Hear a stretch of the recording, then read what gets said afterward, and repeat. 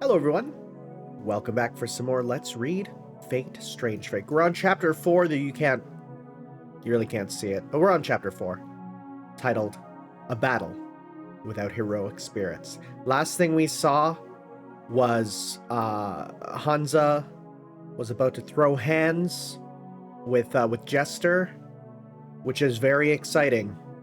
And yeah, we're having a battle without servants. This is going to be interesting to see what exactly happened. So let's get started on this chapter. Chapter 4, Day 1 Before Dawn, a battle without heroic spirits.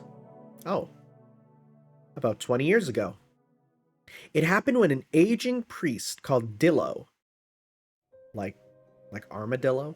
Or wait, if it's like Spain, would it be Dio? Oh my god, is it supposed to be a pun on Dio? Shut up. I'll just go Dillo for now. Have been appointed to a mountainous region of Spain. Having heard of mountain climbers' tales of evil spirits in the mountains, the priest went up into them himself and came upon a lone boy sitting and eating something with the lynxes on the mountainside. Interesting. Why am I already getting Beowulf feelings? "What are you eating, boy?" he asked. The boy glared warily at him. Let's try that again. Glared warily at him and leapt away over the cliffs without a word. The villagers who had been guiding the priest screamed, "A monster! He must have been eating a climber who got lost in the mountains," and fled.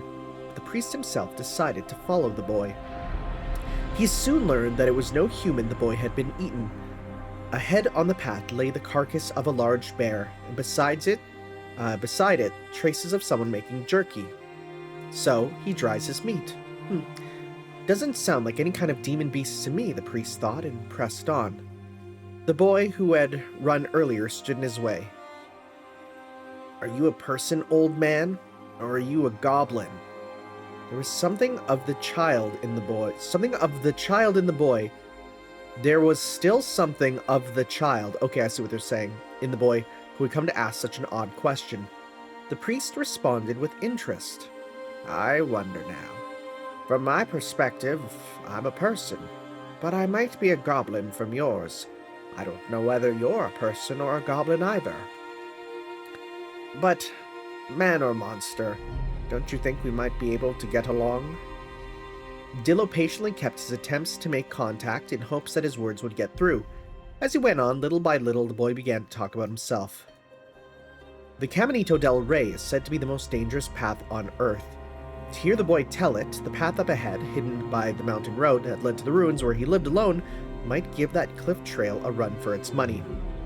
When asked about his family, he replied that until recently it had been a community, practically a village of several dozen people. Are there goblins that get along with people outside the mountains? Yes, the world is vast. Look for something and it's there. There's probably even goblins that make families with people. Goblins? Are we really going in with goblins? Have we ever touched goblins in Fate? Not that I can think of. Unless these are meant to be like Oni. I wonder, are we going for Oni? Like Oni type goblins, or are we going for like fantasy goblins? Because those are different, huh? The priest's words sounded strange coming from a man of God. Oh wait, no, did I do that wrong? Wait, so he says, are there... Okay, no, that was the boy asking. Are there goblins that get along with people from outside the mountains? And then the old man says, yes, the world is vast, look for something and it's there. Probably even goblins that make families with people. The old priest's words sounded strange coming from a man of God. That's so. The goblin I saw didn't look very friendly, though. In a matter-of-fact tone, the boy told what he had seen. Everybody on the mountain got killed by a goblin that sucked blood. That goblin got killed too in the end, by Mom, but she died from the wounds she got then. The old priest deliberately probed no deeper. After several more trips into the mountains, he decided to bring the boy into town. Several months later, the boy had been living for a while in an orphanage and had thoroughly adapted to village living when a new priest came to town. He was a little younger than Dillo, with a languid face in the prime of his life. The unfamiliar priest grumbled, "Oh, this is Hanza. Interesting." The unfamiliar priest grumbled to Dillo in front of Hanza, who had called to the orphanage's garden. This is, Bishop Dillo. Why me? Well, of all my acquaintances, you seem the best at kung fu and martial arts. Oh boy. I hear this boy is I look down and I immediately see the word Bajikwan. Of all my acquaintances, you seem the best at kung fu and martial arts. I hear this boy is fond of such things. Such a strong lad will learn the importance of harmony more readily from someone stronger than himself, don't you think?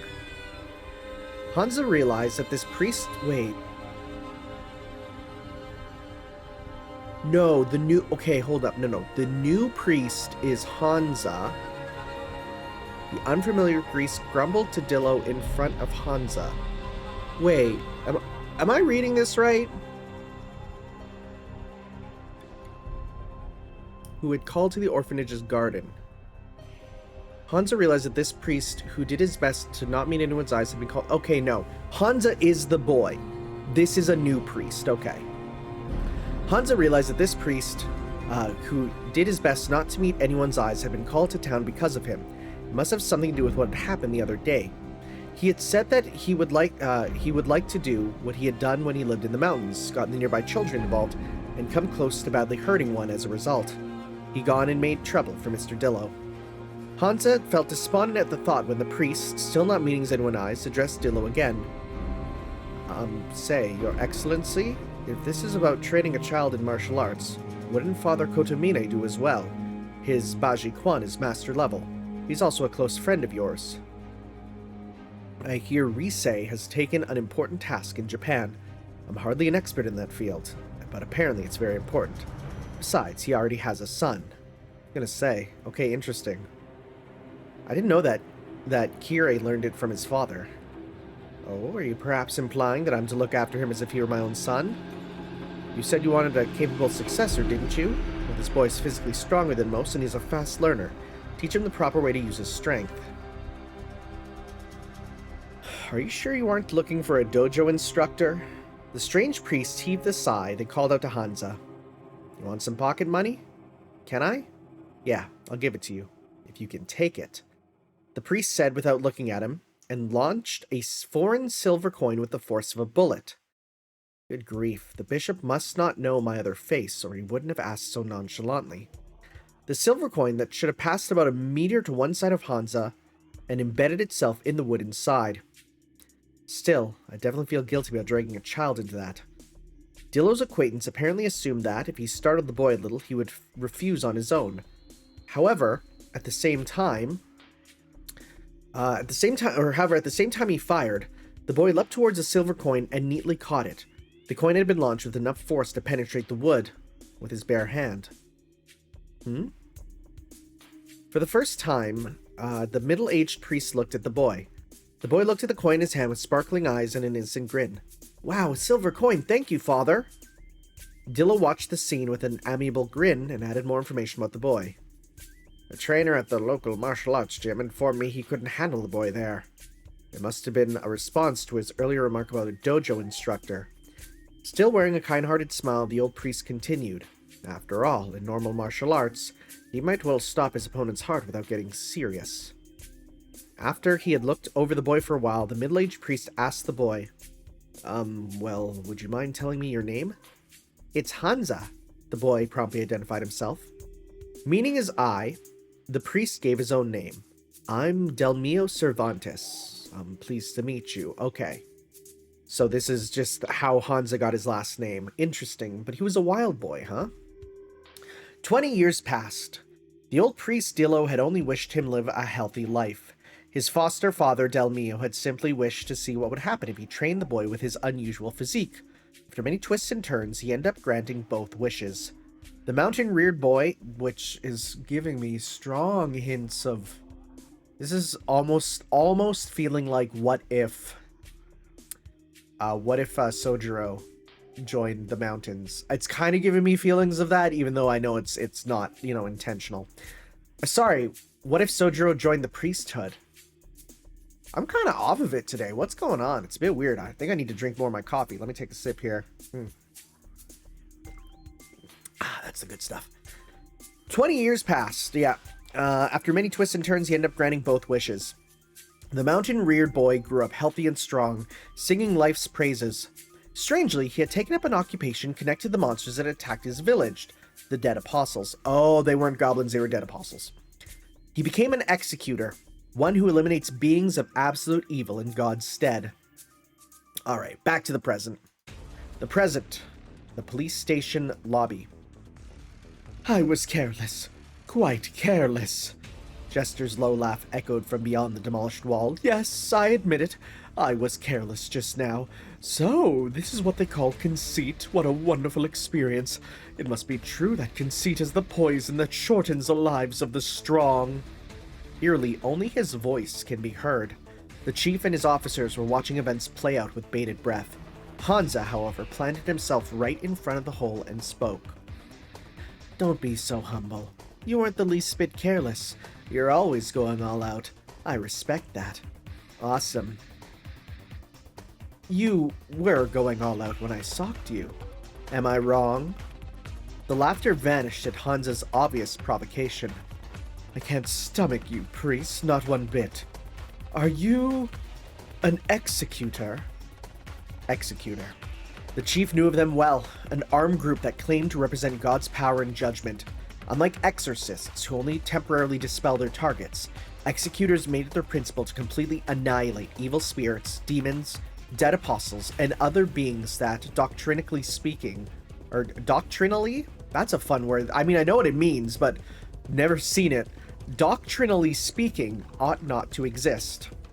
Naturally, it was a position to which only those with the power to challenge such entities were appointed. They served in a war unlike the one for the Holy Grail. I'm on leave, Hanza coolly replied. I'm here as an overseer today. The voice in the hole stopped. The next instant, countless bits of rubble launched from the hole in the wall. If you told someone that an oversized cannon had been loaded with debris and fire, they would have believed you. In fact, they would have difficulty believing anything else. Hanza took several things that looked like sword hilts from his pocket and tucked them between the fingers of his both hands. A moment later, silvery blades materialized on the hilts and gave Hanza's hands silhouettes like giant claws. Black keys, hilts that manifest blades when magical energies pass through them. One of the Executor's essential armaments. Without taking a breath, Hanza kicked off the floor and met the rubble head-on.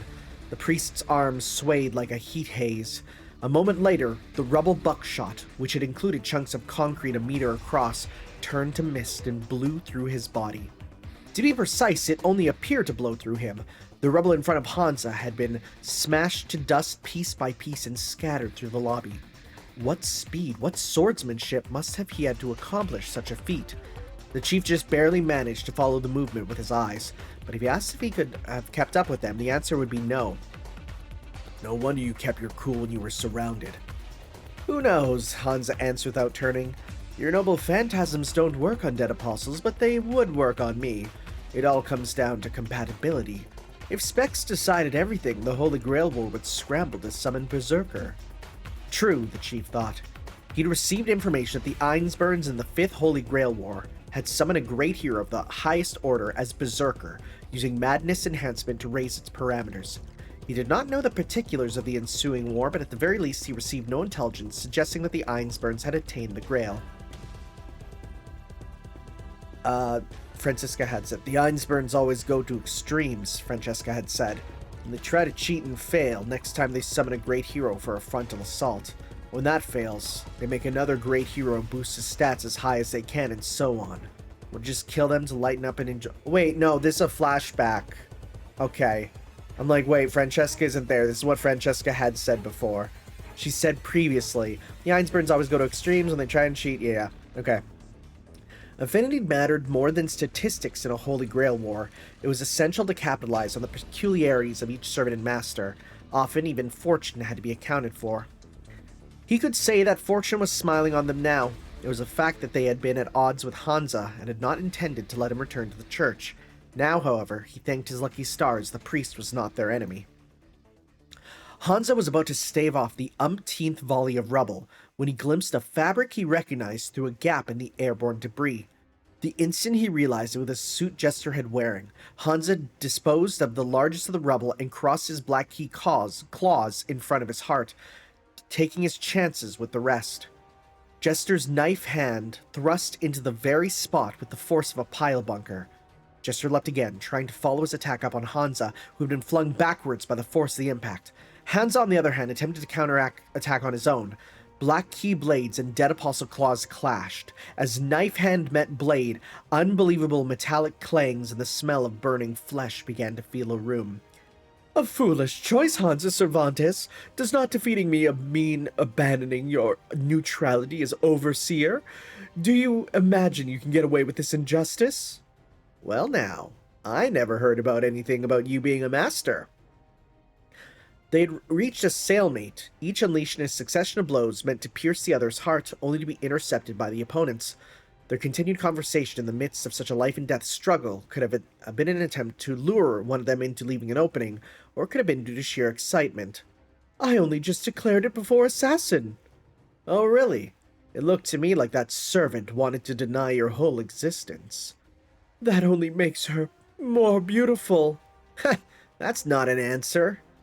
Whether it was bravado or some sort of perversion, the priest and the dead apostle both laughed as they fought. They leapt off columns and walls, using them as new footholds in their death match. Cracks formed in the floor and columns with every leap, searing the fact that this battle was being fought on a superhuman plane into the watching eyes of the police, and the sight would only be restricted to them for a few more seconds. Jester deliberately took a kick Hanza had thrown out as a feint.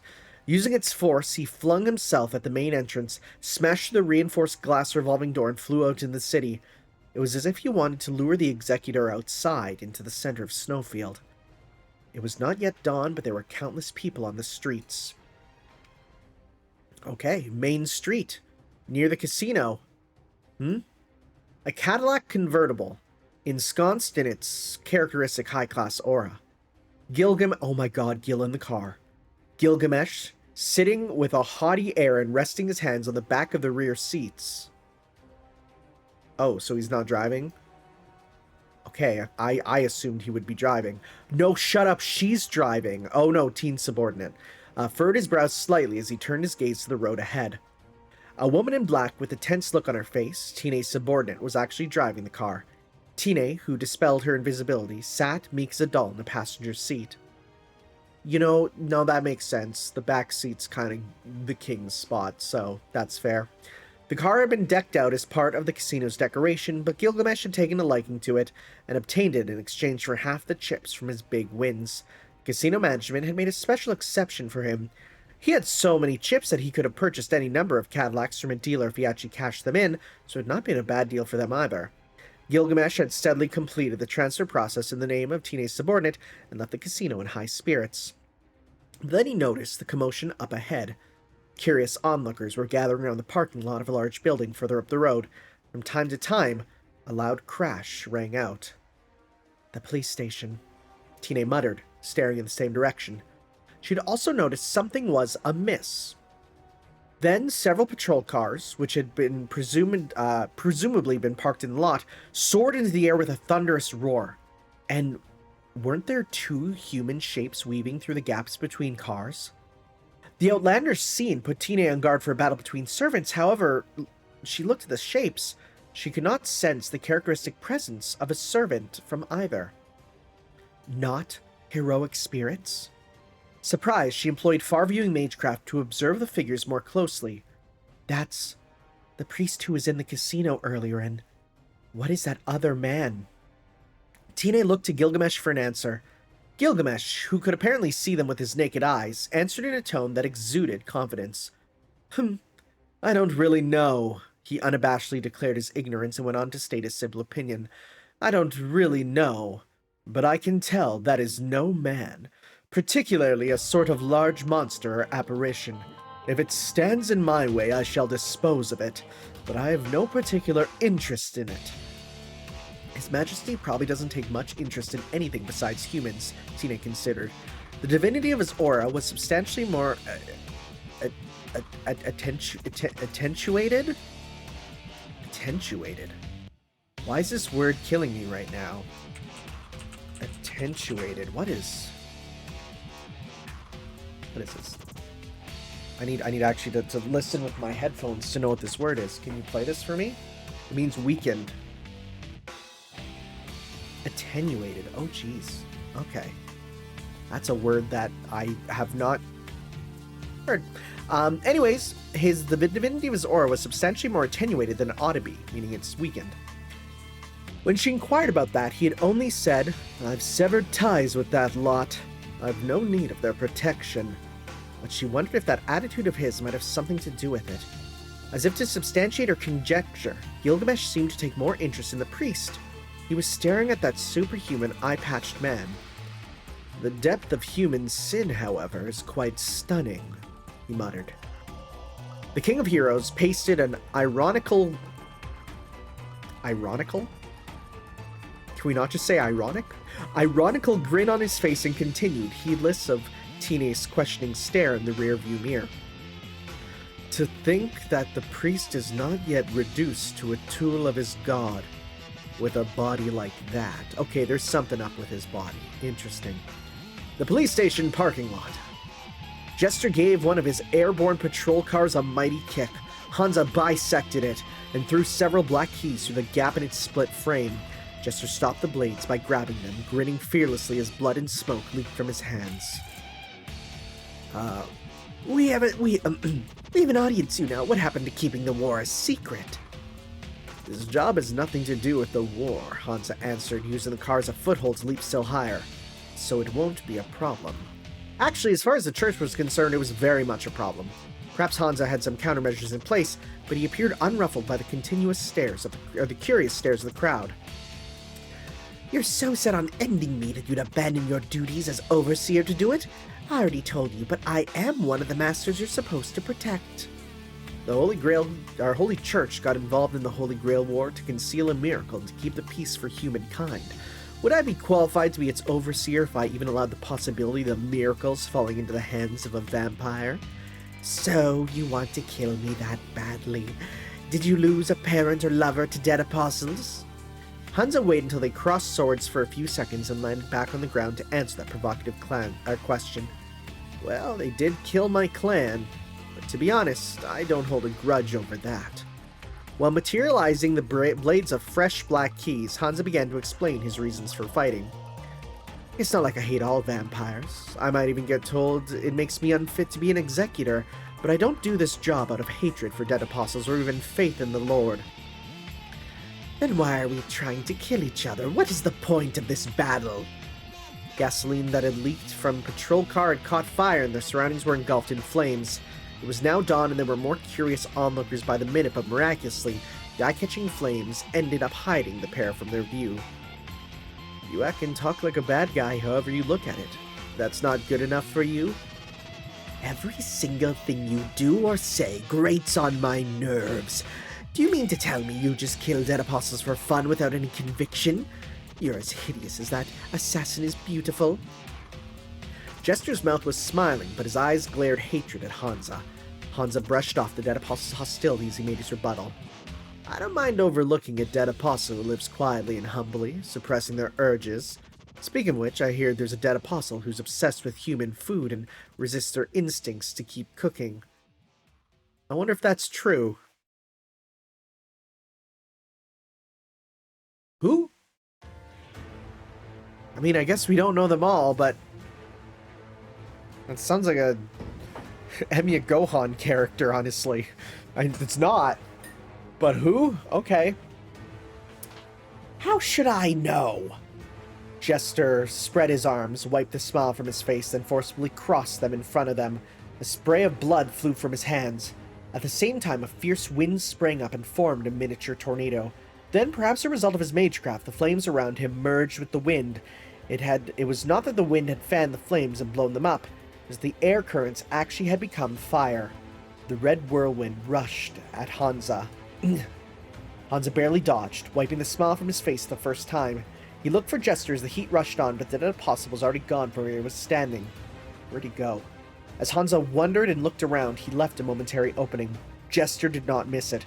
He stuck a hand out from inside the flame tornado and grabbed hold of Hanza's arm. Got you!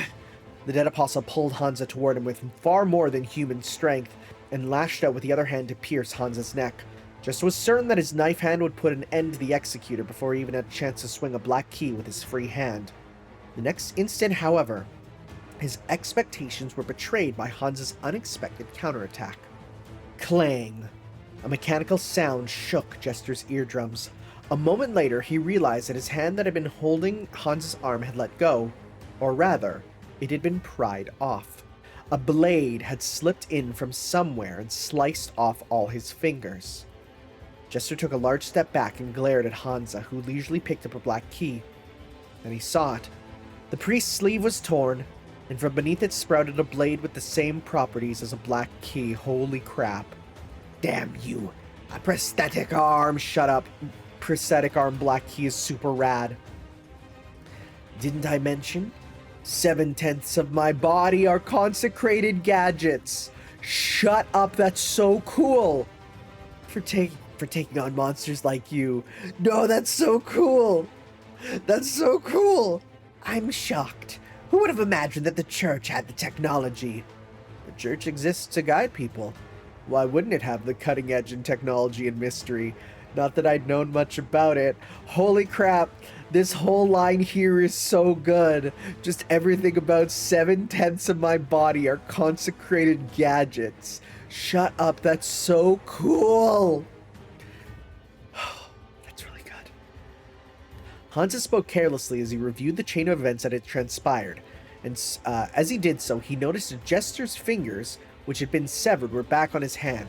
He had been putting it down to some characteristic regenerative powers of the dead apostle, but something told him that the way Jester healed was unlike the vampires he usually faced. That wind. Is that your power?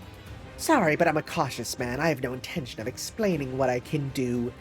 Jester glared at Hanza in annoyance, then stabbed a hand into the body of the patrol car burning nearby and grabbed hold of its frame. Lifting up the whole car with one hand, Jester hurled it at Hanza with the force of a baseball. Hanza raised one leg and stopped the car, then pushed it back with the force of the mystic mechanical springs built into his lower body. He's a robot. He's a Jesus Robocop. Shut the frick up. Jesus Robocop. The dead apostle leapt out of the vehicle and ran up the side of the station building. The priest gave chase without hesitation, joining in the vertical dash. Based on the fact they left deep wounds in the side of the building in his wake, he must have been using some kind of device, but it was still a feat no ordinary person could have imitated.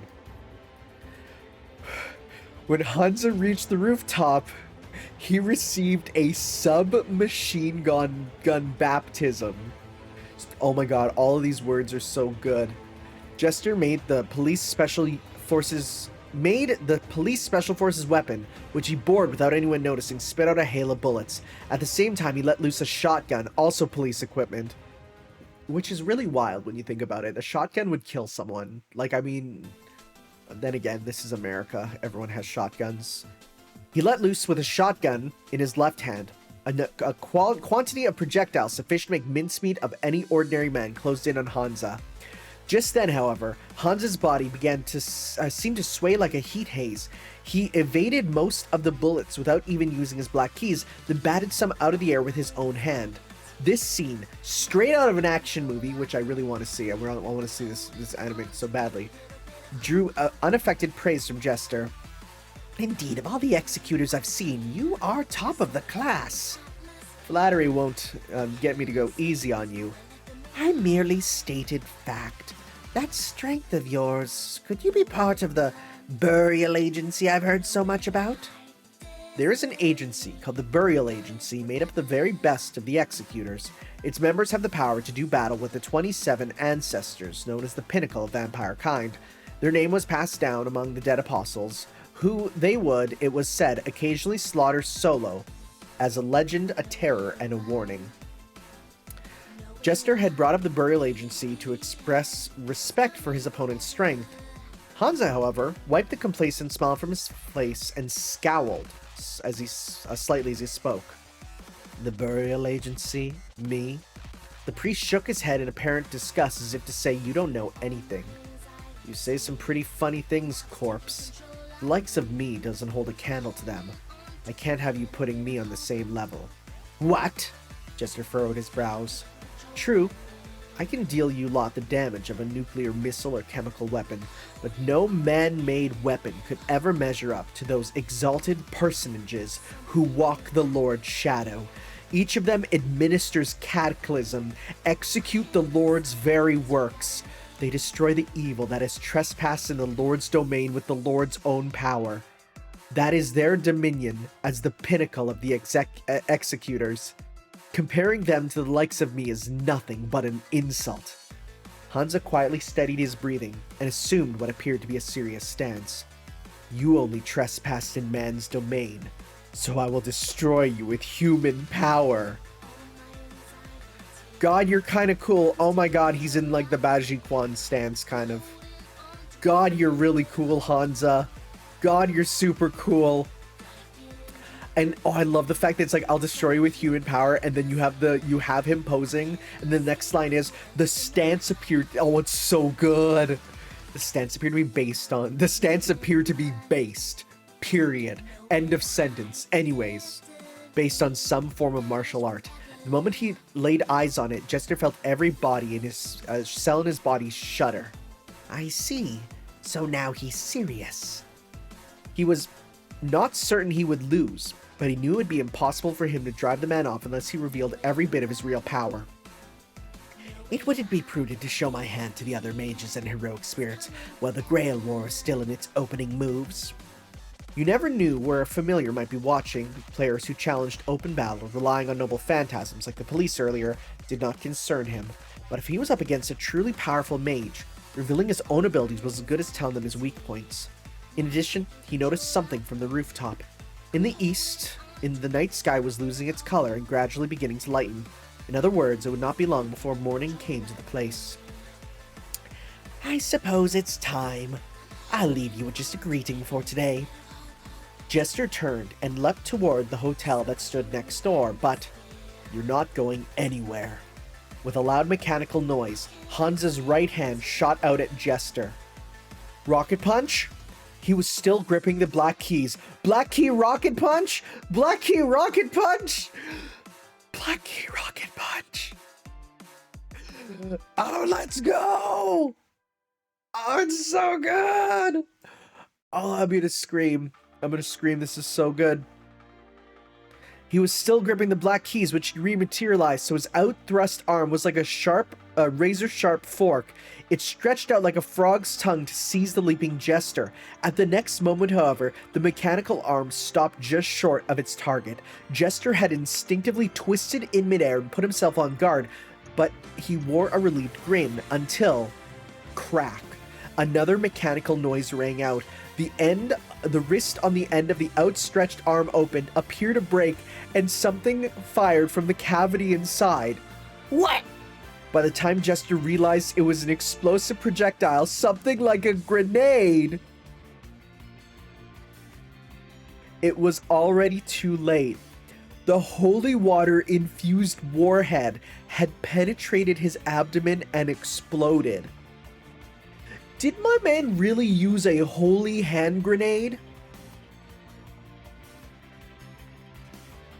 Like, that sounds crazy until you remember that, like, Monty Python is super canon to Fate. Like, it is. Oh my god. That was a short chapter. That was a short chapter, but a really good chapter. I think... Let's see, how long is the next one? If it's a long one, we'll save it for next time and just have a shorter video. But if it's a nice short one, then we might read it together. Cause oh my god. Oh my god. Okay, first page. How long is this chapter? Because that was... Chapter 5 is... that's not too long. It's about the length of what we did, so another half hour. And then enough to probably finish it off. Okay. Okay. I am screaming. I am screaming. This is so good. Anyways, alright. Chapter 5, Showdown in the Park. Sorry, the Showdown. Why is it Showdown? And this typo keeps coming up. Is there a reason it's Showdown? Okay. This might be stupid, but I'm all in. No, wait. The showdown in the park. The showdown in the park. The shadow in the dark. I mean, I'd say is this typos and stuff, but it actually might be on purpose for different meanings. Okay. The police station, rear parking lot. What's that? Ayaka and Saber, who had escaped the police station through the back entrance, heard gunshots and looked up from the rear parking lot. They saw a man in the act of leaping from the edge of the roof to the building next door, and a priest stretched out his arm toward him. Then, with a fluid motion, the priest's arm appeared to stretch to several times its length, only for a shell to fire from its mechanical-looking end. It's so freaking cool. It's so freaking cool. Striking the man directly and causing a small explosion. Just like that, the man was blasted into the window of an adjacent hotel. A little later, the priest, whose arm had returned to its original length, leapt toward the hotel with several swords in each hand. The hotel might be next door, but there were still more than 10 meters between it and then the police station. From there, far enough that any normal human, even a running long jump world champion, would fall. The priest, however, leapt it easily and vanished into the hotel. Am I dreaming? Or were those heroic spirits?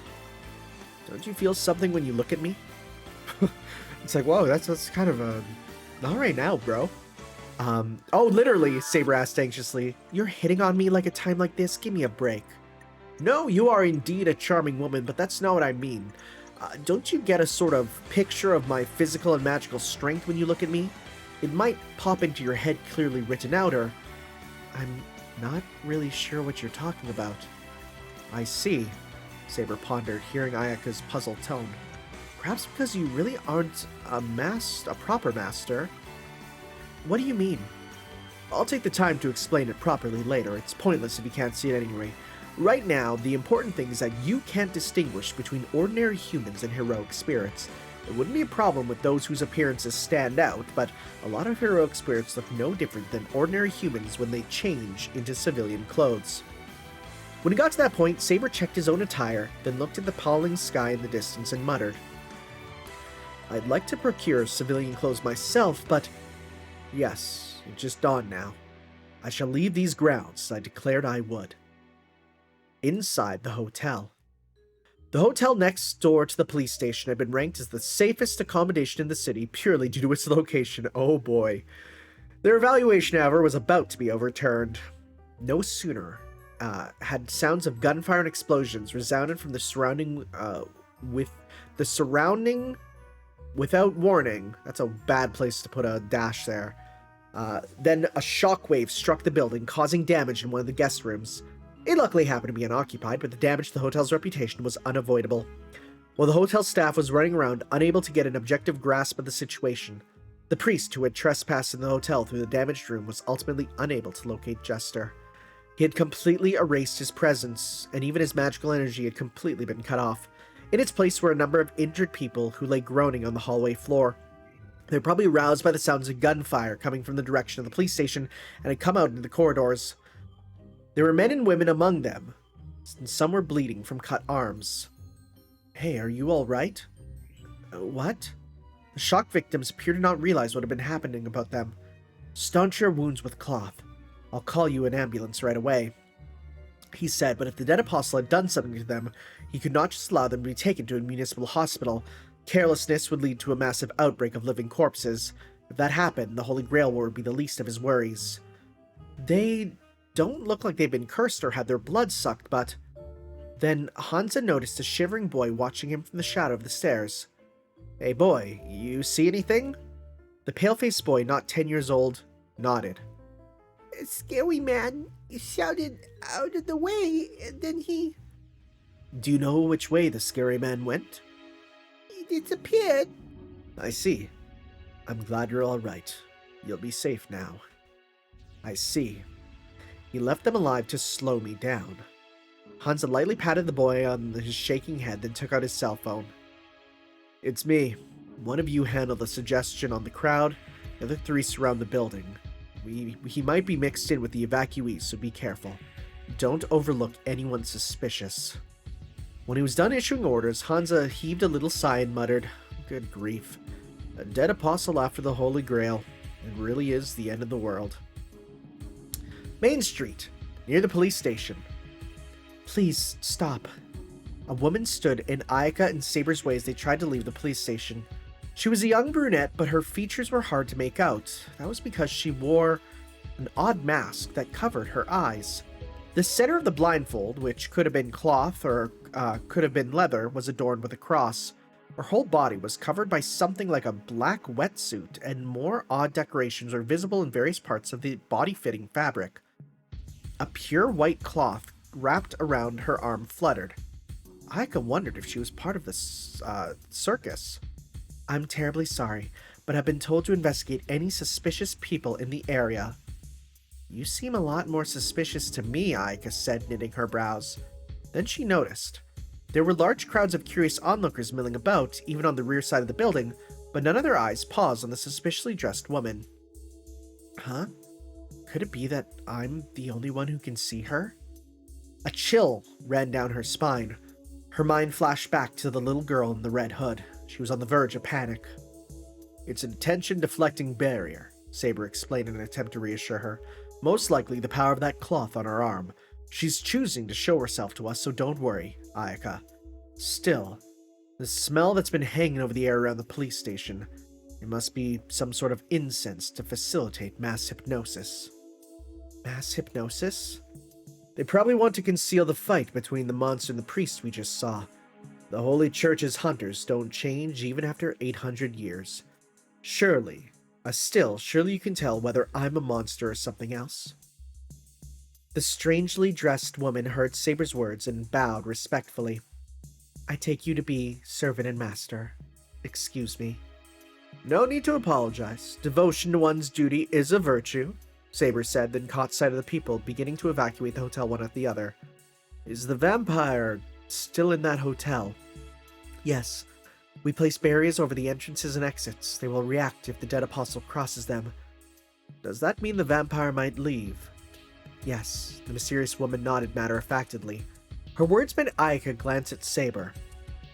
"I'd rather not get dragged into trouble, so I'll be leaving."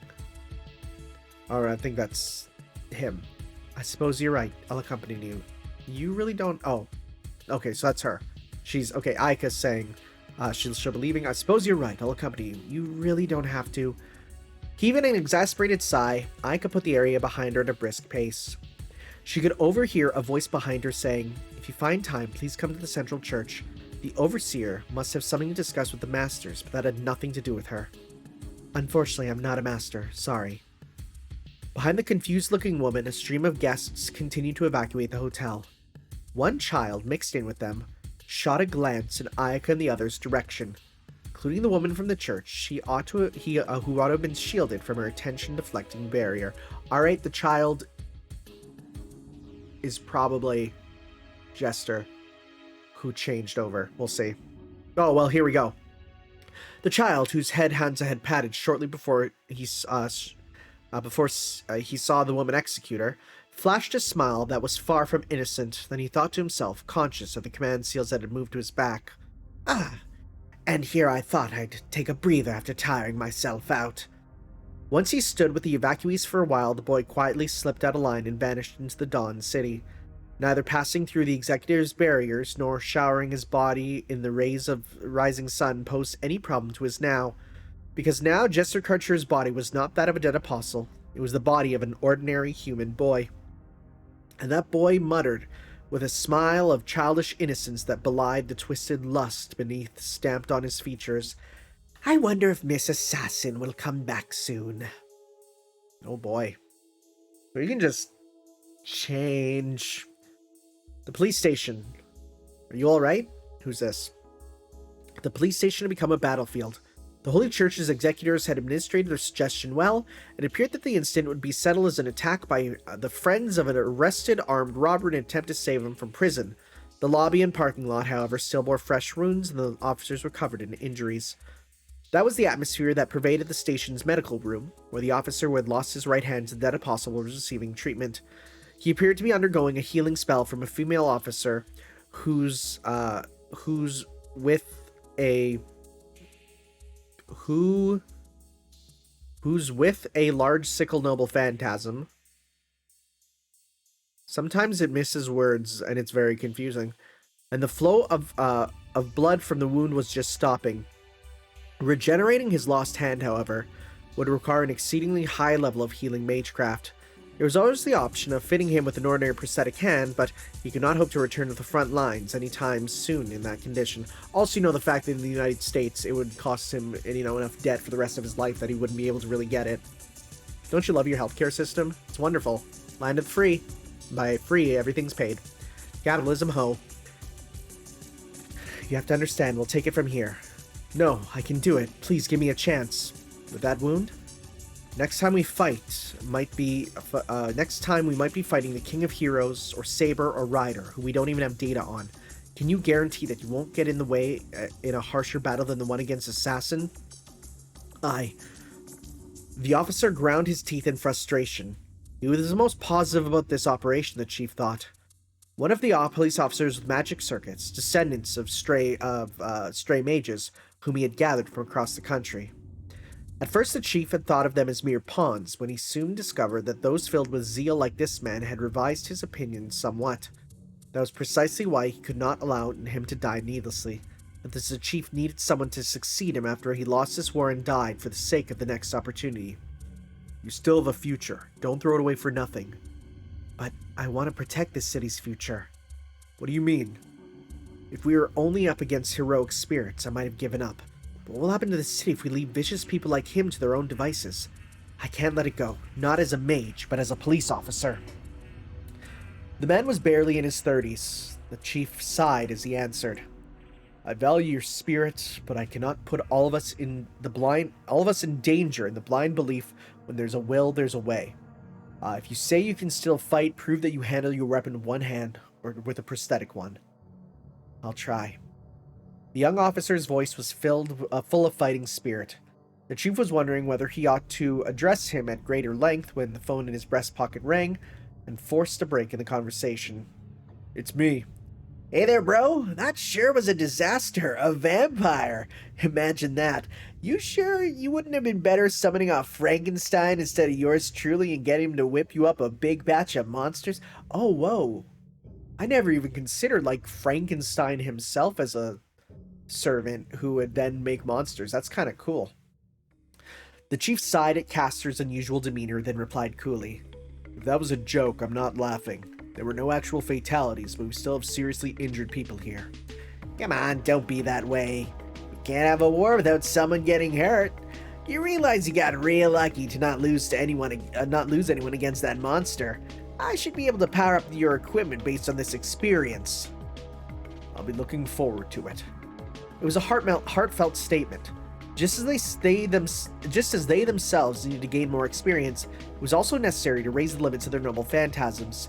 They weren't drawing out their full power yet, but one by one they would manage to release their true names and unleash their full potential. Most noble phantasms, such as Excalibur or Gaybold, were able to demonstrate their maximum power only when one intoned their true names.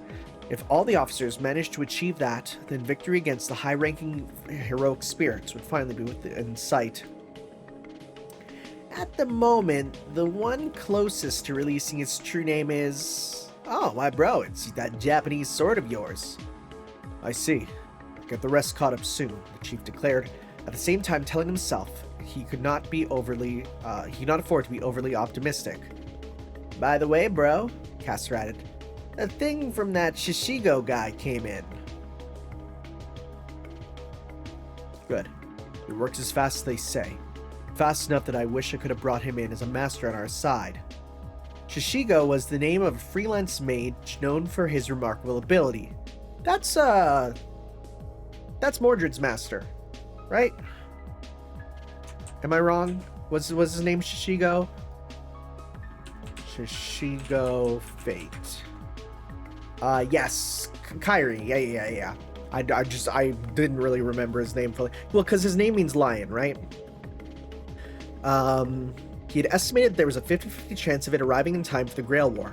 The fact that it would come so soon could be called the silver lining of the dark cloud hanging over him. As if to prove it, Castor reported his findings on the other end of the phone. If I work on this thing, I bet it'll cut to the heart of most anything, heroic spirit or vampire. What he said next, however, defied the chief's expectations. I'll make it for the wounded lad lying next to you, bro. To replace that dagger that got eaten up. If he proves that he can fight. Yeah, I'll be waiting you here. In the meantime, I'll be rehydrating dried goods from the Age of Gods and making the ultimate weapon. Castor spoke as if he was certain the officer would recover. Then he spoke the thing's name. With this hero-killing Hydra Venom dagger for a model, it'll take no time at all, haha. Oh, is that the freaking, the craft essence that I get all the time? The Hydra dagger in Fate? Fate, Hydra dagger. The Hydra dagger. Right? Because that's the... Yeah, the Hydra dagger. I know that from getting it all the time. Yeah. Okay, cool. So that's where that comes from, I guess. Interesting. Okay. Western Snowfield, the Great Forest. Hey, remember these two? At least I think we're going to be talking with these two. Deep in the woods, 7 kilometers removed from the city, the woman assassin crouched, repenting her own immaturity. How can this be? What a fool I've been. She had barely questioned the fact that her magical energy was never exhausted. She had only been looking ahead. Her duty had been all she could see. And this was the result. She used the arts of the great chiefs with magical energy given her by a monster. I have defiled the chief's great works. I am no longer qualified to call myself a believer. There are many reasons why she could not have been chosen as a chief of assassins, the old man of the mountain, beginning with the fact that those around her feared her fanaticism. One of those given, however, was that she would have been simply too honest for an assassin.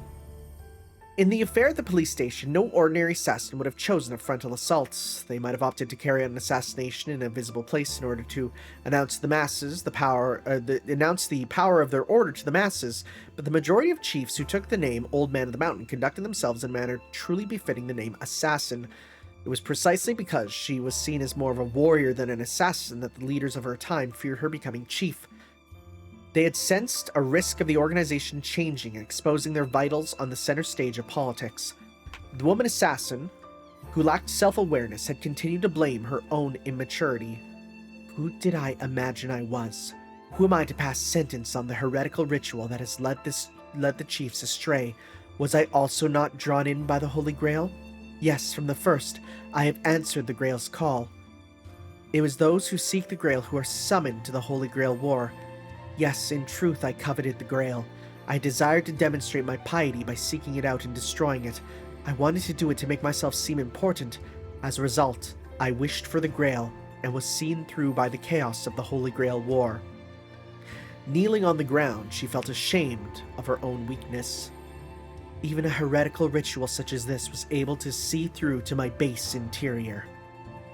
Her internal clock warned her that the time had come for prayer. Oh my god, I never even considered that I never even considered that, like, the Muslim servants would have to have prayer time and stuff.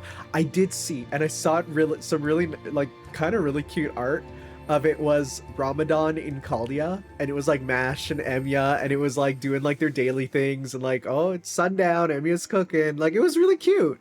I kind of like that. I really like when they bring in like the real life stuff like that to the stories, just because it, I don't know, it gives it an air of normalcy, if that makes sense, right? Yeah. Instead, she decided to give herself over to meditation and confront her own weakness. How much time had passed since then? When she slowly rose to her feet, her eyes were filled with dark razor gleam. It's not over yet. Under normal circumstances, she might have given up the fight, her spirit broken. Or she might have compromised, saying, what does it matter if it's a dead apostle's energy? But she would choose to do neither. Nor would she run. She evaluated her position. Even my existence here is God's will. If this is also part of the life allotted to me, then I must do my duty. Flight can never be permitted. My duty has not changed. It is to put an end to this heretical ritual and to hunt down that monster. My own immaturity is no reason to hesitate. I cannot make it an excuse. Whether she was acting to settle her own feelings or for something else, she did not know. Assassin felt ashamed of her own weakness for wasting these minutes crouching here. Oh, how immature I am. There was no longer any hesitation in her eyes that noted the morning sun filtering through the trees. Having acknowledged her weakness, she had chosen the path of fighting once again. What should I use to slay that monster? An inhuman devil. It was true that she had once succeeded in crushing his heart with delusional heartbeat Zabania, but it was also true that he still existed. How many hearts does he have? How can I erase all of them? Assassin reconsidered the powers she possessed, imitations of the chief's techniques, but while they were the same in kind, they were not completely identical in strength. She herself considered that all of her techniques fall short of their chief's. Their actual effectiveness varied. Some had the same power as the techniques used by the actual Old Man of the Mountain, whilst others surpassed them, while others were still inferior. For example, there was a skill called Delusional Poison Body Zabania, which had once been wielded by an Old Man of the Mountain known as Serenity. That's Tranquility, Serenity, right? It's a mistranslation. The power that Serenity herself had acquired had become truly fearful. It had turned every part of her, including her bodily fluids, her nails and skin, even her breath, into a deadly poison. A dreadful legend told how she slaughtered an entire army by spreading her poison on the wind. Assassin, however, merely mimicked the power temporarily by concentrated poison in her own blood. It was said that this was because she imagined a scenario in which indiscriminately scattering death on her surroundings might result in the death of comrades or innocents, and the concentration of the poison had been consequently reduced. Capricious Fleeting Shadow Zabania was a technique for extending and controlling the hair on her head, but oral tradition had it that the man of the mountain who had actually used it might have been capable of making each strand of their hair as fine as spider's thread and lopping off their target's head. Well, they would be none the wiser. I don't know whose that one is. On the other hand, unknown to Assassin, her Ichor of Reverie, Zabania, which manipulated her targets with song beyond the realm of human hearing, surpassed its original in power. Against a large group, as she had used it earlier, its effects ended at jolting her target's brains and causing their magic circuits to go out of control. But if she concentrated her song on a single person, it would be capable of bringing the average servant to their knees or completely dominating human brain. The original had not been so powerful. Even if she had known that, however, she would not have accepted it. As far as she was concerned, the instant she worked it out with her own power, it was an irreplaceable divine work. Assassin continued to list the countless techniques that had reached a level of noble phantasm in her head, and to ponder which was best suited for eliminating the monster. In the midst of her ruminations, however, she felt unease. It was a doubt that sometimes harbored in her life as well. Meditative Sensitivity, Zabania, a technique that allowed her to sense every feature of the surrounding terrain as a part of her body. It was the art she employed to locate the police station's power source. Concerning that technique alone, she could not shake the feeling that something was not as it should be. It was said that this venerable technique had been used by an old man of the mountain, but in what era they lived had not definitely been known. Not only to herself, but also to her peers, her instructors, and even to the present old man of the mountain. Only a tradition that an old man of the mountain had used such an art remained. She attempted to recreate the skill based on that, and yet, was meditative sensitivity truly such an ability? Did the chief who wielded an art by that name even exist in the first place? Even she, who was called a fanatic, was forced to wonder, or perhaps it was precisely because she was able to copy each and every one of the legendary techniques that she harbored such doubts.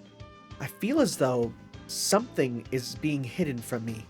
The truth about the chief who used this Zabania. At this point, she forced herself to stop wondering. She must not doubt. She was ashamed to have even considered such a thing. It was a sign that she was indeed immature. Once more she sank into thought to overcome the enemy. All the while, She felt that weird unease and a faithful premonition that something might happen, groaning softly in the depths of her heart, as though it was resonating with something. Colesman's Special Corrections Center, a short time earlier. Now it should be just about time. Shortly before the police station had come under assault from the woman assassin, Faldius had secluded himself in his workshop in the innermost depths of the prison facility. He stood in the center of the workshop, whose mystic accoutrement belied the modern penitentiary above, and slowly steadied his breathing. Various sorts of dolls, from delicate mannequins to rag dolls used in shamanism, were enshrined around him.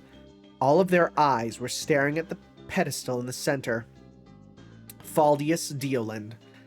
Or Deoland. Again, sounds like JoJo Land stuff. He came from a line of puppet-using mages, and was a relative of a mage who had once participated in the Fuki Holy Grail War. Oh. Really? The Third Holy Grail War, which had been conducted before the Second World War. Really? Who's that? The tribulations of the mage who employed assassin had been inscribed as mystic memories in the puppets he had used and transmitted them to his family, transmitted widely and unrestrictedly not only to their heir but even to distant relatives. No member of the clan, however, stepped forward to declare that they would be the one to conquer the Holy Grail War. The Third Holy Grail War was said to have been thick with taboo spells and evil spirits of the land, broken rule after broken rule. It was only natural for any mage to think twice after viewing such a vivid record of it. Possibly, the more powerful members of the clan may have even noticed that something unwholesome had blended in with the Grail. One of them, Faldius' grandfather, had joined hands with United States politicians and military leaders and developed a plan. Oh my god, what is happening here? What is this Metal Gear Rising stuff? A plan to hold a Grail war on their own land. It had seemed impossible. After all, the construction of the Great Grail rooted in the earth, the foundation of the Holy Grail War, remained a closely guarded secret of the Ainsburns. Leaving that subject for later, however, they had secured a sacred ground to rival Fuyuki, and gone ahead with the underlying preparations. The procurement of usable sacred ground had, in any case, likely been equally indispensable to the government. The Sacred Church was strong in the United States, and suppressed any attempt to mix statecraft and magecraft. Statecraft and magecraft, oh my god. Oh my god. Such matters had ultimately fallen under the jurisdiction of a single agency. They just needed to inch their way closer to the Fuyuki Holy Grail War in a century or two. Even if the national system called America were to change, they would continue to develop the organization on that basis. With that determination, they wrested the land from its guardians, and proceeded to tamper with its ley lines on a grand scale. Less than a century later, however, around the time Faldius' father had inherited the enterprise, a major turning point arrived. A mage with connections to the dark side of the state, separate from Faldius' family, had proposed the possibility of recreating a part of the Greater Grail system. I'll steal a piece of the Fuyuki Grail for you. All you have to do is cultivate it here. What nonsense. Or so everyone thought. But the mage in question had showed the government results a number of times in the past, so they could not simply ignore it. But a fake was still a fake, even one cultured from the Greater Grail, rather. Its connection to the ley lines would be weak when compared to the complete entity that was the Fuyuki Grail. When Faldius' father asked if it was really possible to recreate the Grail by such means, the mage replied, "You just have to prime the pump." Prime the pump, huh? That's really funny if you know anything about the current ongoings of the American political system and the use of the phrase prime the pump. Prime the pump, huh? Faldius muttered to himself with a wry smile, remembering the story his father had told him. The priming made a glass crater on the south side of town. Even irony has its limits. He let out a big sigh, then wiped the smile from his face and began his mission. For elements, silver and iron, for foundations, stone, and the Archduke of Contracts. The words that flowed from Faldius' mouth were unmistakably the incantation of summoning a heroic spirit. As the chant went on and on, the quality of the air began to change. An impossible chant, an impossible ritual. Any mage who knew of the Grail War would have thought the same. After all of the heroic spirits had already been summoned. There would be 6 heroic spirits in Snowfield. Faldius himself had declared it to Rongo and the Mage Association, and it had been no lie. The fake Holy Grail War. The heroic spirits summoned as parts of a ritual that were both real and fake. They were no more than sacrifices. Sacrifices to agitate the ley lines and intensify their waves in a fixed direction. Sacrifices to use the resulting backlash to begin the real Holy Grail War. Emerge from the ring of restraint, O guardian from the scales. The instant Faldius finished the chant, radiance filled his workshop. The eyes of the countless dolls enshrined around it reflected the light and began to rattle, as though to bless the manifestation of the heroic spirit, or as if frightened by the presence of death that filled the room. Then the light focused to a single point and nothing happened. As the lights vanished, the dolls ceased their clatter. Chilly silence enveloped the workshop. A failure. He sensed neither the presence of a heroic spirit nor a bond of magical energy. Most importantly, there was no voice asking him if it was his master. But there was no irritation on Faldius' face. If he was being honest, he would have considered it 50-50. Using 6 heroic spirits as priming to summon 7 more. Oh, are we doing more? Oh, are we doing more servants? I didn't even consider that. Oh my god. After all, powerful heroic spirits like the King of Heroes had already been materialized. It was too much for just priming the pump. Well, I suppose that means they're going with Plan B. Faldius heaved a little sigh and put the workshop behind him. Oh my god, this is wild if that's the case. I didn't even think about that. I was like, oh, here's our 7. But if there's more, dear god. An area of the prison served Faldius as both a second workshop and a monitor room. Upon entering it, he announced to Aldrea and his other subordinates, "We're switching to Plan B. Contact Miss Francesca and Mr. Reeve." Did the heroic spirit fail to materialize? Faldius answered Aldra's direct question with a quick nod. Yes, I suppose that even with the time limit, 7 at once really is the limit. Execute the 5th Holy Grail War according to plan, counting Saber as the 7th fake servant rather than the first real one. Oh my god, we're gonna get more servants, I feel. I'm not sure if the Grail will manifest or not given the circumstances, but I suppose that will be a problem for next time. Still, the command seals at least did appear. I wonder if it's possible to do away with one of the current masters and use them to form a new contract with the heroic spirit. Coldly eyeing the command spell seals on his right hand, Faldius jotted down his progress on a notepad. That done, he was about to get in contact with all the parties concerned when he noticed something a little out of place. Noise was flickering across several of his orderly rows of monitors. If that had been all, he would have assumed it was a simple breakdown. The problem was that the noise extended to the feeds coming from the familiars. They might be monitor-shaped, but they were mystical. Ordinary noise was impossible, so Faldius suspected interference from an outside mage. Then, when he was in the middle of a monitor check, he noticed that he was scribbling on the notepad by his hand. Whoops, it's not like me to do something like that. Maybe failing to summon a heroic spirit did give me a bit of a shock. Having finished puzzling over his own actions, Faldius was about to tear the sheet when suddenly his hand stopped. Amidst his scribbles, clearly meaningful words were written in a hand entirely unlike his own. Oh shoot! I ask thee, art thou my master? Whoa. Oh, you can't even really see it because of how it is. I'm going to zoom out so you can see. So I'm at 123. Whoa. Whoa, what the frick is going to be going on? Wait, that looks like a Hassan. What? What the frick? What's going on, man? Okay. Okay. Faldius felt the blood drain from his head all at once. He slowly ran his gaze over his surroundings, determined not to let impatience get the better of him. Then he saw the darkness. The noise was on a monitor, displaying the outside of the prison. There was a blind spot under the trees where light did not reach. Faldius's eyes were drawn to that still deeper darkness. To be precise, they were drawn to a small white object floating in its center. The monitor was a mystic implement linked to a familiar. Faldius sent a command to the familiar and made it move in close to the shadows. Before long, Faldius was certain the thing floating in the darkness was a twisted skull mask. Excuse me, I'm going out for a breath of fresh air. As soon as Faldius was out of the room, he made for the place he'd seen in the monitor at a brisk pace. It was conceivably a trap laid by an outside mage.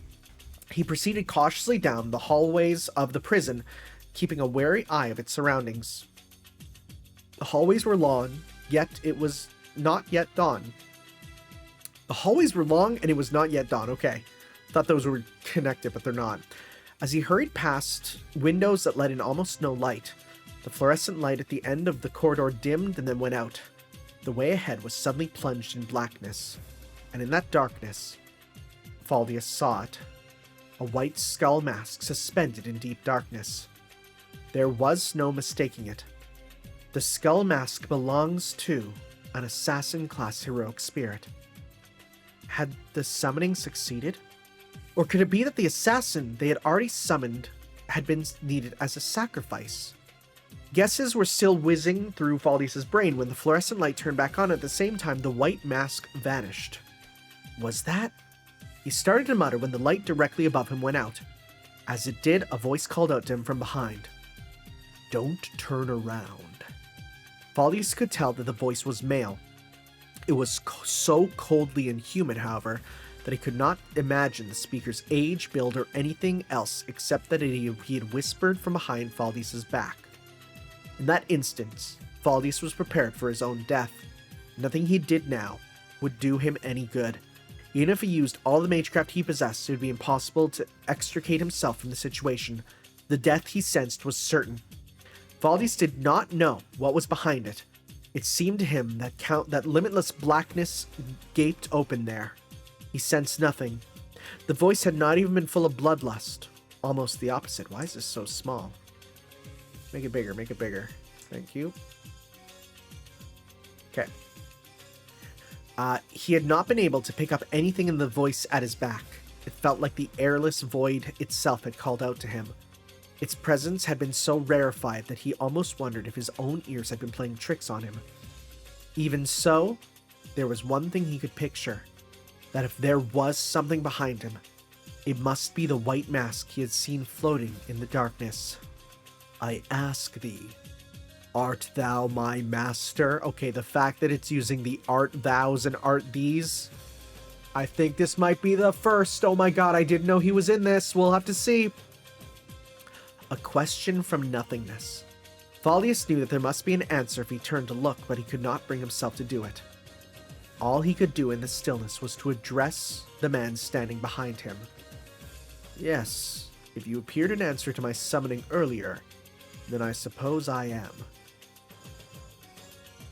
After a brief pause, a whisper shook Faldius' eardrums. Have you faith? Faith? Faldius was doubtful. Have you a belief to which you devote your life? The voice shot back at him dispassionately. Faldius considered a moment, then steadied his breathing and answered. Oh my god. Shut up. I would give all magecraft for our United States. That is my faith. I'm going to scream. This is amazing. Have you the resolve to see that faith through, even if it means ending another's life? Am I willing to kill for it, you mean? That is what it would mean to contract with me. Most mages were prepared to take lives in the Holy Grail War. Even so, how many would be able to give an immediate answer when they could clearly sense their own death approaching? After a brief silence, the young mage opened his mouth to speak with a surprisingly calm mind. Of course I am. If it was not for the United States, I would not hesitate to kill for a fellow citizen. A short period of silence followed Faldius' declaration, and the darkness behind him replied, My name is Hassan Isabah. The heroic spirit had declared his true name. The contract had not yet been sealed, so it had not been telepathy, but Faldius was certain that the introduction had reached no ears but his own. The whisper had actually stirred only a single point in Faldius' brain. It felt almost like a curse seeping into his guts.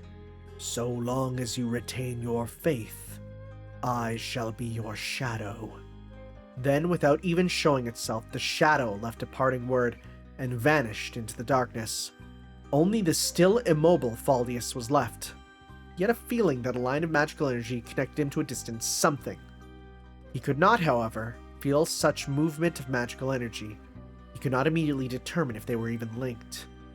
I see. It may be too late, but it feels real now. If he had gotten a single answer wrong, he probably would have died. If he mistook a single button press... What do you mean button press? It's not a video game. Even the heroic spirit he summoned would become his Grim Reaper.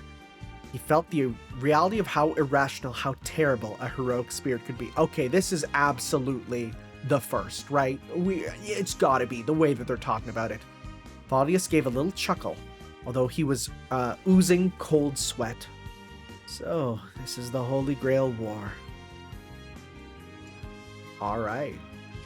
Alright, well... I like never even considered that there might be more servants. I just didn't. The only thing I'll say is that there was one servant that I heard makes an appearance in Strange Fake. And I was a bit curious because I'm like, well, it wasn't one of the ones that was summoned. So like, how could she rather, I'll just go with she and you could probably figure out who it is. I was like, how could she appear if she's not one of the servants? Well, now I have my answer, I guess. Alright. Thank you guys for watching. We'll see you next time for probably the last part of this volume here. Because, I think we are at... Let's see here.